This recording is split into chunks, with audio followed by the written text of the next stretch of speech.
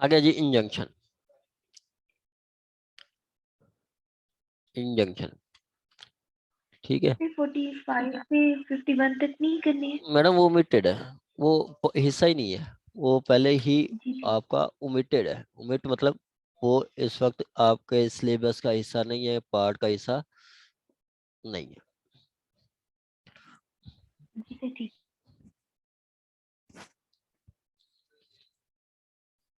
ठीक हो गया जी।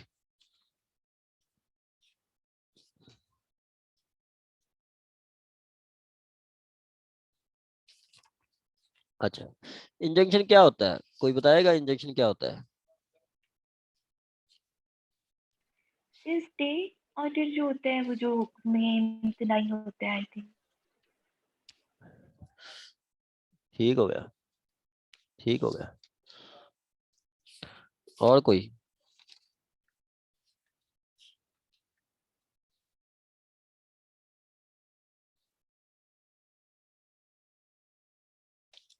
ठीक, चलो जी। ये आपका प्रिवेंटिव रिलीफ, इसको इंजेक्शन कहते हैं। इंजेक्शन की डेफिनेशन क्या है? ठीक है, वो आपका, चले ठीक है। डेफिनेशन क्या है? डेफिनेशन यह कहती है आपका ये जुडिशियल प्रोसेस है। Judicial process in which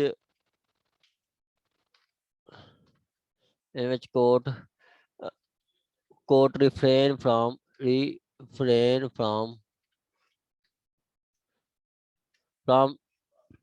doing or not to do something। ठीक है, रिफ्रेन फ्रॉम डूइंग, करने से रोक देती है। जैसे वो कोर्ट कह देते हैं जी आपने फर्दर प्रॉपर्टी को एलिनेट नहीं करना। ठीक है, वो क्या करती है कोर्ट? रिफ्रेन कर देती है, यहाँ पे आर्डर करती है। Order, order to refrain from doing. यहाँ पे ये क्या है? नेगेटिव है। ये क्या है? नेगेटिव सेंस में कह रहे हैं। ठीक है, कि आपको कुछ करने से रोक देती है। जैसे कोर्ट कहती है कि प्रॉपर्टी एलिनेट ना करें। जैसे मैडम नईमा साहब ने एक प्रॉपर्टी खरीदी शुएब साहब से, और उनको चाहे मतलब 50 लाख का एक एकड़ था, 30 लाख दे दिया, बाकी 20 लाख रहता है। इस पे वो बकाया अभी को अब रजिस्ट्री नहीं कर रहे, तो ये चली जाएंगी कोर्ट में। कोर्ट को कहेंगी कि मतलब 39(1)(2) की एप्लीकेशन देंगी, उनको कहेंगे कि जी डिफेंडेंट को रिस्ट्रेन करें कि जी ये फर्दर एलिनेट ना करें। मतलब मेरे साथ एग्रीमेंट है कि ये मुझे लग रहा है कि जी अब प्राइस बढ़ गई है, वो एक एकड़ की वैल्यू अब 70 लाख है, तो वो आगे सेल कर रहा है, तो उसको रिफ्रेन करें कि वो प्रॉपर्टी सेल ना करे। ठीक है, order court order to refrain from doing, वो या तो वो उसको रोकेगी कि तो वो ऐसा कुछ एक्ट ना करे। ठीक है, या फिर वो आर्डर करेगी to do to to do a particular act. Particular act ठीक है, पार्टिकुलर एक्ट, ये आपका जो एक्ट होता है, एक होता है टू डू, एक होता है नॉट टू डू। ठीक है, रिफ्रेन टू डू या not to do. To do जो होता है इसको कहते हैं ताकीदी, कि ताकीद करना। जैसे इसकी एग्जांपल आपका सेक्शन 50 आपका 55 में आएगी। सेक्शन 50 की जी आपका सपोज के मैडम नईमा साहबा का प्रॉपर्टी है, एक प्लाट है, उनकी ज़ाती मिल्कियत है, उसके नाम पे है, उनके पास मिल्कियत टाइटल डीड है, और उस पे राशिद साहब यूसुफ शुएब साहब आके कंस्ट्रक्शन करते हैं, तो ये चली जाएंगी कोर्ट के पास। कोर्ट के पास लेंगी, मैंडेटरी इंजंक्शन लेंगी, जैसे जो कि 55 की है। तो कोर्ट उनको कहेगी कि टू डू क्या, कि जी आप ये जो मलबा है उठा के ले जाए। ठीक है, क्या पहले कहेगी कि जी ये आप कंस्ट्रक्शन खत्म करें, टू डू के कंस्ट्रक्शन खत्म करें, रोकें कंस्ट्रक्शन, और उसके बाद ये इसको अपने पास ले जाए। तो ये क्या है? ताकीद है, तो उसको रोक देगी। क्या जुडिशियल प्रोसेस है जिसमें कोर्ट ऑर्डर करती है। स्टे का मतलब हुक्म ही होता है। क्या होता है? इंजंक्शन का मतलब क्या है? ये आपका हुक्म होता है। ठीक है, हुक्म के आपका उसको कहा जाता है कि जी मतलब कोर्ट उसको ऑर्डर करती है कि ये करो या ये ना करो। ठीक है, आगे हम इसको पढ़ते हैं। क्या कहता है जी, प्रिवेंटिव रिलीफ हो ग्रांटेड, कि प्रिवेंटिव रिलीफ कैसे दिया जाता है, प्रिवेंटिव रिलीफ कैसे दिया जाता है, ये कैसे मिलता है, ये बताता है कि preventive relief granted in description of court by injunction, injunction हुक्म से, ऑर्डर से, टेम्परेरी और परपेचुअल, टेम्परेरी और परपेचुअल, ठीक है, टेम्परेरी और परपेचुअल। अब ये टेम्परेरी इंजेक्शन भी होता है और परपेचुअल भी होता है, ठीक है, टेम्परेरी भी होता है और परपेचुअल भी होता है, ठीक है। अब टेम्परेरी क्या होता है, temporary till decision of court होता है, ठीक है, और आपका, ठीक है, टेम्परेरी भी होता है। ये जो टेम्परेरी होता है, टेम्परेरी होता है ये फॉर टाइम बीइंग, कुछ पीरियड के लिए, ठीक है, कब, for the, for for some period, for some period, और या फिर till, till decision of court और डिसीजन ऑफ सूट, कि जो सूट चल रहा है उसके डिसीजन तक। जैसे अब देखें, ये सारी चीजें आपको प्रैक्टिकल बंदा सिखा सकता है, ये सारी चीजें जिसने इन हिमसेल्फ की हुई है, ठीक है, वरना ये चीजें आपसे स्पेसिफिकली फैक्ट जिसने प्रैक्टिस नहीं की वो कभी पढ़ा ही नहीं सकता, ठीक है, कभी भी नहीं पढ़ा सकता। अब जिन्होंने प्रैक्टिस नहीं की इनके लिए ये चीजें समझने वाली है। अब कहते हैं टेम्परेरी इंजेक्शन, टेम्परेरी इंजेक्शन क्या होता है, आप जैसे मैडम ये जो नईमा साहब है इन्होंने एक जमीन खरीदी, सपोज शोएब साहब से 1 एकड़ खरीदा, 50 लाख में खरीदा, 30 लाख दे दिया, बाकी 20 लाख देना है। अब वो मुकरते हैं तो ये सूट फॉर स्पेसिफिक परफॉर्मेंस कर देंगी, सूट फॉर स्पेसिफिक परफॉर्मेंस कर देंगी, साथ ही ये इंजंक्शन मांग लेंगी with temporary injunction. Temporary injection क्या होगा, टेम्परेरी इंजेक्शन ये होगा कि जी इसको रोका जाए कि जी एलिनेट ना करे, ठीक है, इसको एलिनेट ना करे। अब उन्होंने सपोज के सूट फाइल किया, कब, ये सूट फाइल किया सपोज के ये suit for specific, specific performance, performance with permanent, with permanent injection, ठीक है। अब इन्होंने सूट फाइल कर दिया, ठीक है। अब कब फाइल किया, ये फाइल किया आपका 1/1/2015 को, पहले ही दिन जिस दिन ये साथ अप्लाई करेंगी तो ये एप्लीकेशन देती हैं, साथ अप्लाई करती हैं, सूट एप्लीकेशन देती हैं 39/1/2 की, ठीक है, एप्लीकेशन अंडर ऑर्डर 39, और रूल है आपका 1 एंड 2, ठीक है, 1 एंड 2।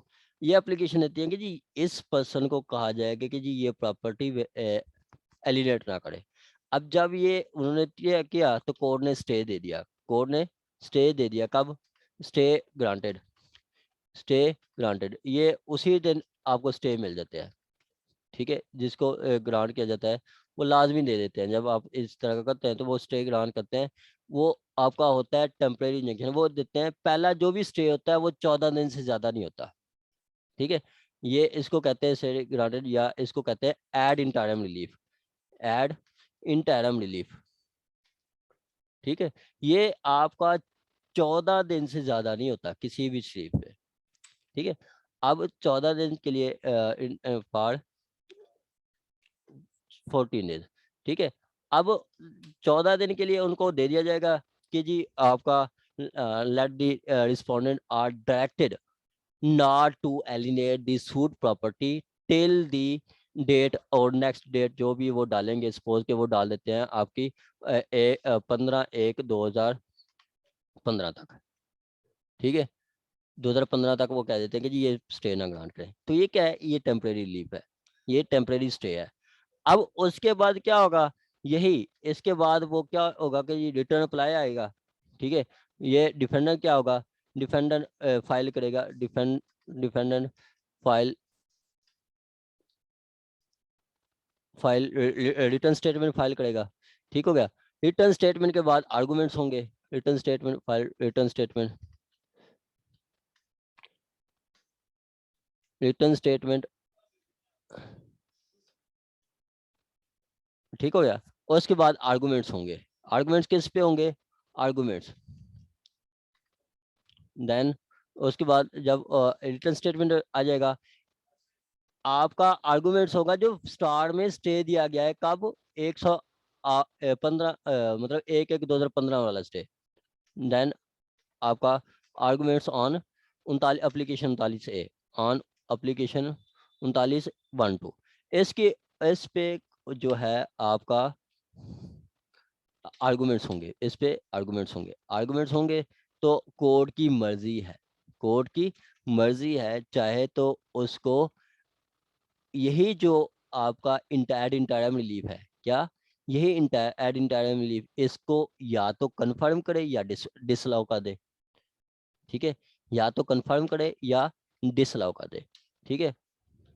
कोर्ट्स में एक्सेप्ट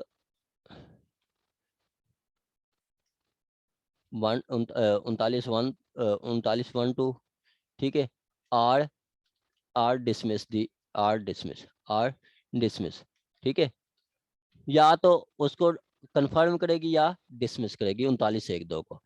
अगर वो एक्सेप्ट करती है, ठीक है, अगर वो एक्सेप्ट करती है तो वो क्या कब तक होगी, होगी till final decision, till disposal of case होगा, इफ एक्सेप्टेड, अगर वो 39(1)(2) एक्सेप्ट होती है, ठीक है, if accepted then temporary injection जो है वो आपका इंजेक्शन जो होगा वो टेम्परेरी इंजेक्शन वो ग्रांट होगा till decision of case, till decision of case. Then stay जो आपका टेम्परेरी इंजेक्शन होगा, ये आपका टेम्परेरी आपका इंजेक्शन होगा वो कब तक होगा, टिल डिसीजन ऑफ कोर्ट, कब, टिल डिसीजन ऑफ कोर्ट। तो अब एक्सेप्ट होती है 39(2), इफ 39(2) एप्लीकेशन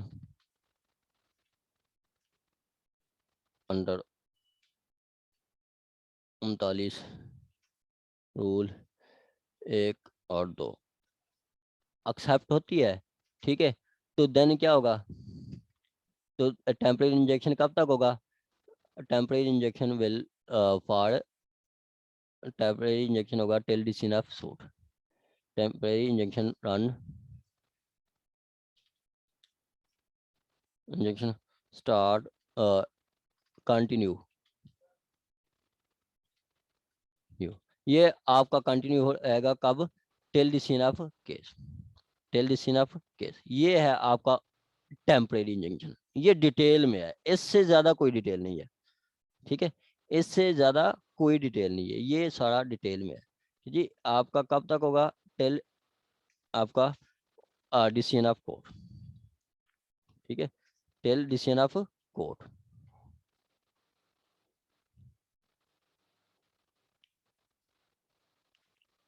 ठीक हो गया जी। आगे क्या है आपका परमानेंट इंजंक्शन, परमानेंट इंजंक्शन की आपकी ये देखें पीछे हमने पढ़ा है, या तो टेम्पररी या परपेचुअल, परपेचुअल होता है ता कयामत, टिल दिस एंड, परपेचुअल दवामी उसको कहते हैं, दवाम मतलब वो आखिर तक, एंड तक। सपोज इसकी एग्जांपल क्या है कि मैडम नईमा साहबा का 1 एकड़ प्लाट है, जमीन है, उस पे पोजेशन में मुदाखलत करते हैं कौन, ये अदील अहमद या मैडम अक्सा, ये पोजेशन में इंफ्लुएंस करती हैं।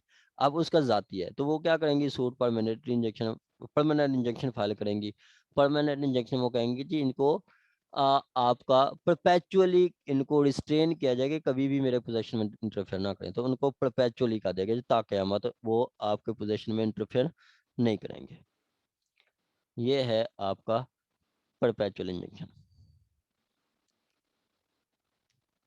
ठीक है, ये आपका परपेचुअल इंजेक्शन।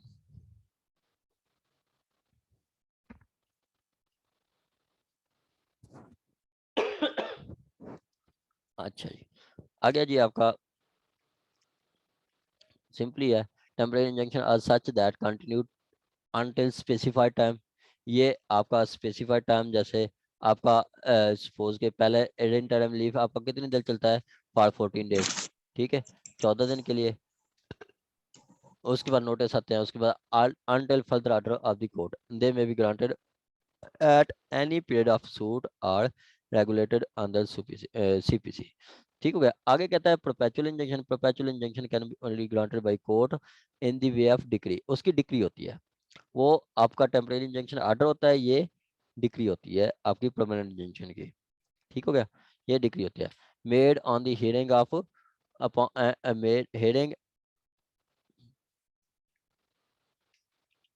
ठीक है, hearing upon the merits of the suits the defendant is thereby perpetually enjoined from the assertion of right of from the commission of act which he would be contrary to the rights of plaintiff। ठीक है, कि वो क्या होगा कि the defendant are perpetually, ये जो defendants होंगे ता क़यामत उनको मतलब perpetually enjoined from assertion a right or commission of act which would contrary to the rights of plaintiff. तो उनको परपेचुअली स्टेन कर दिया जाएगा, जो कि ऐसे मुनाफे से, ऐसे राइट से जो कि राइट बनता है प्लेंटिफ का और वो इंजॉय कर रहे थे। जैसे बेहतरीन एग्जांपल है आपका सूट फॉर पोजेशन। ठीक है, आपका सूट ये इसकी बेहतरीन एग्जांपल है suit for permanent injunction, permanent injunction. ठीक है, सूट पर परमानेंट इंजेक्शन क्या है, जो सिंपली हम बोलते हैं जी ये मेरे पोजेशन में इंटरफेयर करे तो इसको रोक दिया जाए कि ये परमानेंट इंजेक्शन ये ना करे, तो ये आपका परमानेंट इसको रिस्ट्रेन कर दिया जाएगा। ठीक हो गया जी। आ गया जी आपका, आ गया जी आपका परपेचुअल इंजेक्शन कब कब ग्रांट किए जाएंगे, परपेचुअल इंजेक्शन कब ग्रांट किया जाएगा। जी मैडम नईमा समझ सबा, मैडम ये बताएं मुझे कि सेक्शन 12 क्या कहता है, जल्दी बताएं, 1 मिनट में बताना है आपने। नईमा समझ सबा। जी सर, सेक्शन 12 हाँ जी। सर, जिसमें स्पेसिफिक परफॉर्मेंस जो इन्फोर्सेबल हो हाँ जी, वो क्या केसेस। कब होंगे बताएं ना मुझे। सर वो आपने उसमें क्लासेस बताई थी ABCD, उसमें पहली जो थी वो कॉन्ट्रैक्ट जब ट्रस्ट के साथ हो, और फिर दूसरी जो थी जहाँ पे एक्चुअल डैमेजेस की असर्शन, यानी हम जहाँ पे एक्चुअल डैमेज मेजर ना कर सकते हो, वहाँ पे पॉसिबिलिटी ना हो ना मेजर करने की, और जहाँ पे पैसे यानी कि मनी जो एडिक्वेट रिलीफ ना हो।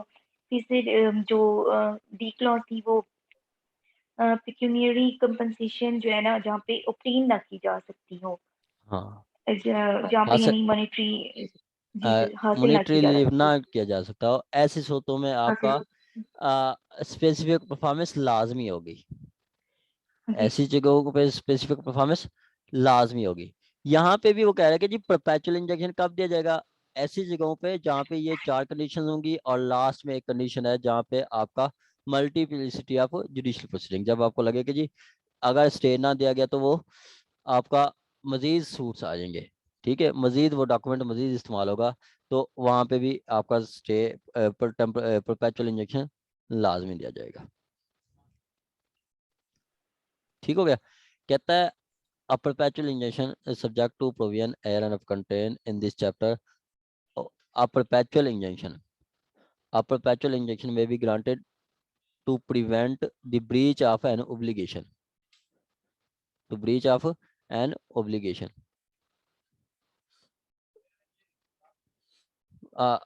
existing in favor of applicant, जो कि आपका कोई ब्रीच है आपके अप्लीकेंट के फेवर में, उसको प्रिवेंट करने के लिए ये आपका दिया जाता है कि जी आपका अप्लीकेंट जो है उसके साथ ना इंसाफी ना हो, उसके साथ कोई ब्रीच ना हो, उसके लिए परपेचुअल इंजंक्शन दिया जाएगा।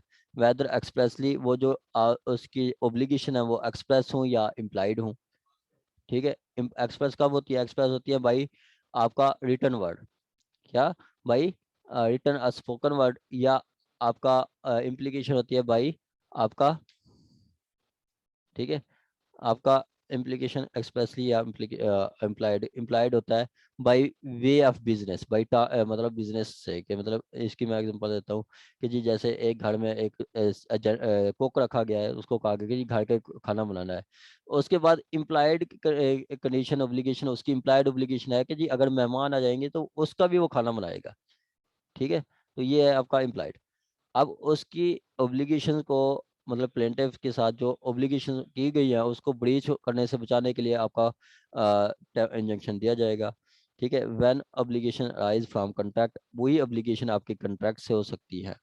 ठीक है, अगर कॉन्ट्रैक्ट है, कॉन्ट्रैक्ट में ऑब्लिगेशन वायलेट होती है तो उसमें आपको परमानेंट इंजंक्शन दिया जाएगा by rule contain in chapter 2। वही चैप्टर 2 कौन सा है? आपका स्पेसिफिक परफॉर्मेंस। ठीक है, ये कौन सा है? आपका स्पेसिफिक परफॉर्मेंस।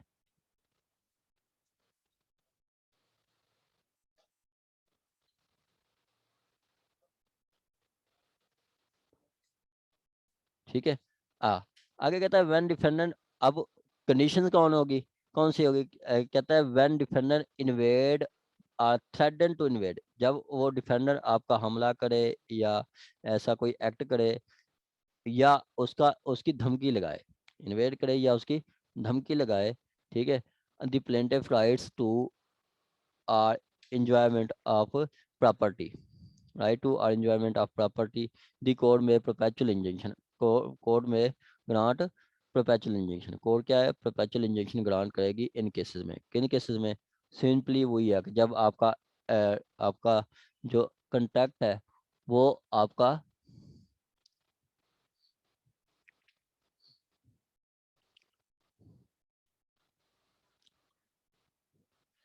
कहता है आपका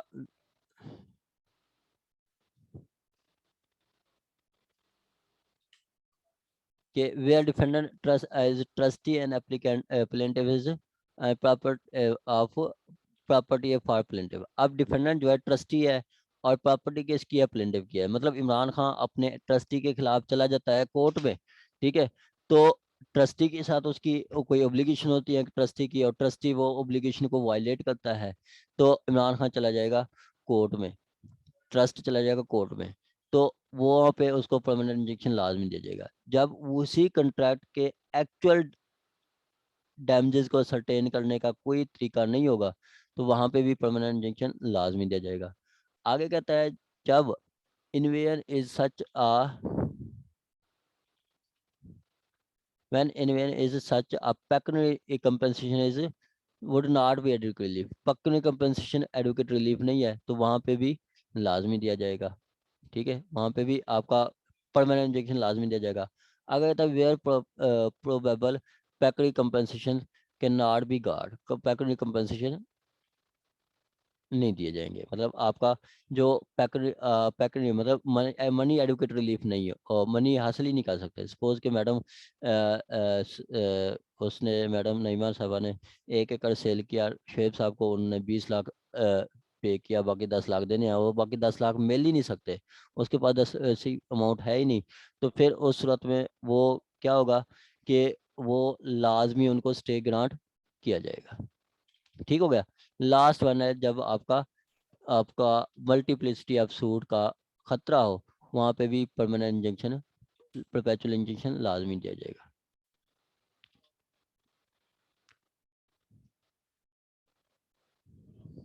ठीक हो गया। ये इंस्टीट्यूशन में आपका परपेचुअल इंजेक्शन दिया जाएगा जब जब आपका ट्रस्ट के खिलाफ आपका ट्रस्टी कोई ऑब्लिगेशन कोई वायलेशन करे वहाँ पे, जब उस ऑब्लिगेशन की वायलेशन पे इतनी आपको नुकसान हो जब आपको उसके डैमेजेस का सर्टेन करने का पता ही ना हो कितनी हो सकते हैं, तो वहाँ पे भी दिया जाएगा। या जहाँ पे पेक्यूनियरी कंपनसेशन हासिल ही ना किए जा सकते हों, ओ मतलब पेक्यूनियरी कंपनसेशन आपकी एडुकेट रिलीफ ना हो, वहाँ पे भी दिया जाएगा। और जहाँ पे पेक्यूनियरी कंपनसेशन हासिल ना किए जा सकते हो वहाँ पे भी परपेचुअल इंजेक्शन दिया जाएगा। और जहाँ पे इनके माई कान है वो करंटली माई काम कर रहे हैं।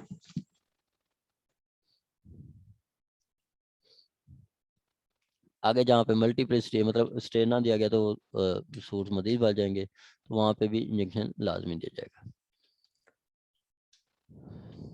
आगे है जी आपका सेक्शन 55। लास्ट पॉइंट जरा अगेन बता दे, ये जो मल्टीप्लिसिटी ऑफ देखिए जुडिशियल मैडम, प्रोसीडिंग्स। देखिए मैडम कि आपके पास एग्रीमेंट है, आप स्टे मांगती हैं, आपको स्टे नहीं मिलता, ठीक है, आपको स्टे नहीं मिलता, तो मजीद आप फिर रिकवरी का दावा कर सकती हैं, पेमेंट की रिकवरी का दावा कर सकती हैं।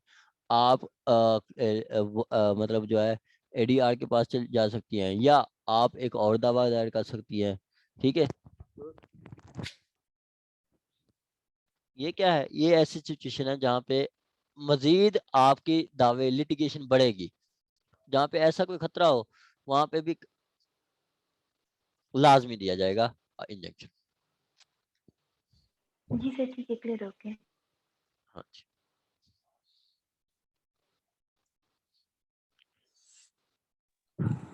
सर इसका जरा काइंडली वादिया कीजिएगा दोबारा, ये ई का। ई यही सर। ये हाँ जी जी, यहाँ पे आप कह रहे हैं ये मल्टीपल जुडिशियल प्रोसीडिंग होगी, तो इसका क्या है? इससे तो वो तो देखें, अगर फर्क करे। मैं अगर इसकी प्रैक्टिकल एग्जांपल दूं ना, फराज साहब, ऐसा है कि हमने एक स्टे लेना था, वो हम जज साहब के पास गए, स्टे नहीं दिया, तो हमने एक और स्टे फाइल कर दिया, वो उस जज साहब ने भी स्टे नहीं दिया, तो फिर हमने एक और जज को मतलब किया, तो तीसरे जज ने स्टे दे दिया। तो ये क्या है, ये भी मल्टीप्लिसिटी ऑफ सूट है, ठीक है। या आपको इंजंक्शन से आपको लगता है कि जी यहाँ से अगर ये सूट ना चला तो कोई और आप प्रोसीडिंग स्टार्ट कर देंगे, जैसे आप रिकवरी का दावा कर देंगे, क्योंकि पेमेंट तो की हुई है, बैंक के थ्रू की हुई है, रिकवरी का दावा कर देंगे, या कोई और आप एडीआर के पास चले जाएंगे, या कोई और फोरम इस्तेमाल करेंगे। ये क्या है, ये मल्टीप्लिसिटी ऑफ जुडिशियल प्रोसीडिंग होगी, तो वहां पे आपको स्टे लाजमी दिया जाएगा, वो दिया भी परमानेंट इंजंक्शन दिया जाएगा। तो लेकिन वो भी उसके बाद जो फाइनल बहस के साथ बाद में कंफर्म होगा ना, पहले तो वो इब्तदाई उसकी होगी, वो मतलब सोर्स तो टेम्परेरी आ होगी। जाएगा ना, सोर्स तो आ जाएगा। हाँ जी। हाँ अगर मेरे पास एक फर्ज करे, एक ऐसे ही 4-5 केसेस हैं, उसमें 2020 में एक स्टे हुआ है, एक पार्टी ने लिया हुआ है। वही अब आगे इस महीने में एक पार्टी फाइल कर देती है ऐसे परपेचुअल इंजेक्शन। तो ये जो फाइल कर देती है, ये अगस्त में फाइल किया उन्होंने, तो वो ये पहला जो है जो डिफेंडेंट के उसमें वो प्लेंटिफ है, अब वो डिफेंडेंट आ गया उसमें। तो ये जो है ये स्टे, ये अब अलग-अलग कोर्ट्स में है, तो इनको कंसोलिडेट करवा के इस पे लोकल कमीशन बनेगा, और क्या वादया होगा कि किसका अब कब्जा है। कब्जा तो असल में वो उसी प्लेंटिव का जो जिससे पहले लिया हुआ है इंजेक्शन। इसकी सूरत हाल में क्या होगा? आप कह रहे हैं कि जी वो तो एक सेपरेट है ना सिचुएशन, कि कब्जा, आप कह रहे हैं कि कब्जा वो तो कोर्ट का आर्डर है ना, कि कोर्ट ने डिसाइड करना है कि किसका राइट बनता है पोजेशन का, जिसका बनता है जी। कोर्ट उसको डिक्री करेगी, और उस डिक्री को एग्जीक्यूट भी कोर्ट की कोर्ट बाउंड है कि उसको एग्जीक्यूट भी करवाएगी। और इनके काफी ज्यादा पहले भी जो है केसेस वो इसी प्रॉपर्टी के हवाले से है। तो चले ये आप करेंगे, आगे करेंगे, हाँ, वो अलग ये आप हम डिस्कस करेंगे। करेंगे। आपके मैं हमारे अलग कर। 5-6 मिनट रह गए हैं। सेक्शन जी जी 56 है, वो ही मैं आपको समझाऊंगा, ठीक है। 55 का मैं रेफरेंस देता हूँ, 56 में आपको समझा देता हूँ, ठीक है। अब 50 आपका क्या है, 50 आपका 55,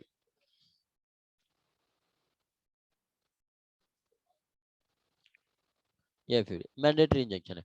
वही मैंने आपको बताया कि जी आपका पोजेशन है, पोजेशन में आपका वो पोजेशन आपकी प्रॉपर्टी है, कोई आगे कंस्ट्रक्शन करता है, तो उसको मैंडेटरी इंजेक्शन दिया जाएगा टू डू का, कि जी आप ये जो है मलबा हटाएं, ये मलबा हटाएं, टू डू, ठीक है, क्या टू डू, कि मलबा ये आप हटाएं।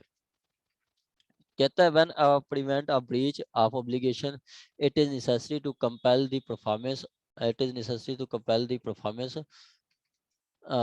of a certain acts which court capable of enforcing the court may in its discretion grant the injunction to prevent breach of complaint and also compel the performance of a requisite act, ठीक है, कि court को लगता है कि जी performance से पहले कोई रिक्विजिट एक्ट्स करने होंगे, तो कोर्ट वो भी करवा सकती है। जैसे आपकी प्रॉपर्टी पे कोई आके कोई कंस्ट्रक्शन कर रहा है तो कोर्ट उनको रोक सकती है। ये बेहतरीन एग्जांपल है। कहता है by new building obstruct lights and access to the use of B acquired a right a limitation. B may obtain a suit instruction and restrain A from going to with building to pull but also pull down and also so much to obstruct the lights.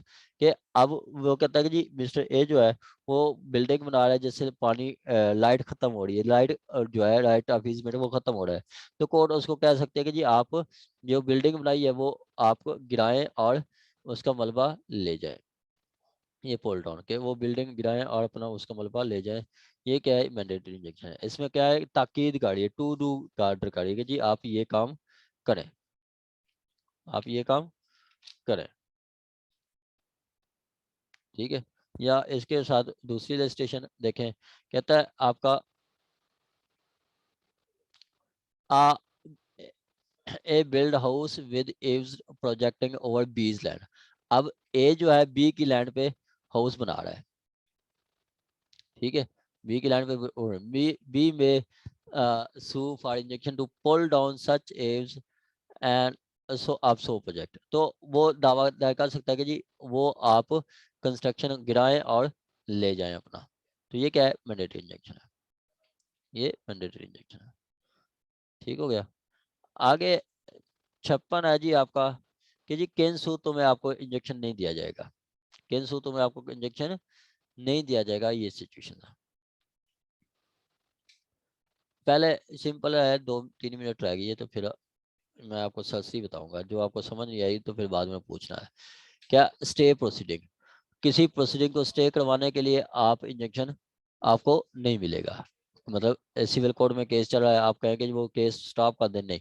आपके खिलाफ criminal proceeding चल रही है, आपके खिलाफ charge लगा हुआ है तो वो रुकवा दें, नहीं रुकेगी। ठीक है। To stay proceeding stay proceeding in court not subordinate to that court. अब सिविल कोर्ट चले जाएं और उन सिविल कोर्ट को कहेंगे जी हाई कोर्ट में या डिस्ट्रिक्ट कोर्ट में जो अपील है उसको स्टे कर दें, नहीं। आप लोअर कोर्ट से हायर कोर्ट के लिए आप स्टे नहीं मांग सकते। हायर कोर्ट जो है लोअर कोर्ट की प्रोसीडिंग स्टे कर सकती है, लोअर कोर्ट जो है हाई कोर्ट की प्रोसीडिंग स्टे नहीं कर सकती। कहता है to restrain from applying legislative body. Legislative body क्या कहती है कि जी आप एमपीए एमएनए को अप्रोच करने से कोई आपको नहीं रोक सकता। कोई आगे स्टे लेके जी आप एमपीए एमएनए सेनेटर को अप्रोच ना करें तो ऐसा स्टे नहीं मिलेगा। आगे कहता है to interfere public duties of any department के आप कहें कि जी पुलिस डिपार्टमेंट घपले हो रहे हैं तो मुझे इजाजत दे, मैं उनके जाके अकाउंट्स करूं, मैं सारा कुछ करूं। तो कोर्ट ऐसी आपको इजाजत नहीं देगी कि जी आप पब्लिक डिपार्टमेंट जैसे आपका बैंक है, पुलिस डिपार्ट है, आर्मी है या कोई और डिपार्ट है, महकमा रेवेन्यू है, तो उस पर आके इंटरफेयर करें, ऐसा नहीं मिलेगा। क्रिमिनल प्रोसीडिंग को स्टे करने के लिए भी आपको स्टे नहीं मिलेगा। ठीक है। Proceeding criminal proceeding stay. अब ऐसी एग्जांपल है कि 420/71 का एफआईआर हो गई, एक भाई ने अपने भाई की प्रॉपर्टी अपने नाम करवा ली, तो उन्होंने जेली डॉक्यूमेंट्स बनाया, तो दूसरे भाई जिसकी प्रॉपर्टी दूसरे भाई ने अपने नाम करवा ली, उसने एक तो एफआईआर करवा दी, एक कैंसलेशन ऑफ डॉक्यूमेंट्स का दावा कर दिया। तो मैंने क्रिमिनल कोर्ट में जाके एप्लीकेशन दी कि जी सिविल सूट चल रहा है, जब तक वो डिसाइड नहीं होता आप इसको क्रिमिनल प्रोसीडिंग को स्टे कर दें। तो कोर्ट ने कहा नहीं, ऐसा नहीं हो सकता। दोनों सूट्स आप सिविल एंड क्रिमिनल लायबिलिटी दोनों सूट्स पैरेलल चल सकते हैं। आगे कहता है कि the prevent breach of performance would not be specifically. आप पीछे पढ़े जो 21 है। ठीक है, 21 में जो ऐसे दावे जिनकी परफॉर्मेंस ही नहीं हो सकती उनमें भी आपको स्टे नहीं मिलेगा। ठीक है, ऐसे दावे जैसे इसका आपने पढ़ लेना है सेक्शन 21। सेक्शन 21 में जो फाल करते हैं वहां पे भी आपको स्टे नहीं मिलेगा। ठीक है, सेक्शन 21। आगे कहता है to prevent the ground of nuisance. अब नॉजेंस पे आते हैं और नॉजेंस आप प्रूव ही नहीं कर सकते। ठीक है, तो उस पे भी स्टे नहीं मिलेगा। जैसे नॉजेंस है 2% करेंगे या एजी करेगा, 2% ही सिर्फ 1% आ जाता है उस नॉजेंस के लिए, तो उसको भी स्टे नहीं मिलेगा। आगे कहता है to prevent criminal breach of continuing breach of which applicant is accused. अगर एप्लीकेशन खुद इजाजत दे देता है ब्रीच करने के लिए, ठीक है, तो वहां पे भी आपको स्टे नहीं मिलेगा कि आपको एप्लीकेंट इजाजत दे दे, वहां पे भी आपको स्टे नहीं मिलेगा, वहां पे भी आपको स्टे नहीं मिलेगा। आगे कहता है where the when equally efficacious relief certainly obtained by another mode, कि कोई किसी दूसरे तरीके से आपको रिलीफ अल्टरनेट रेमेडी है तो आपको स्टे नहीं मिलेगा, आपके पास अल्टरनेट रेमेडी है तो स्टे नहीं मिलेगा। आगे कहता है आपका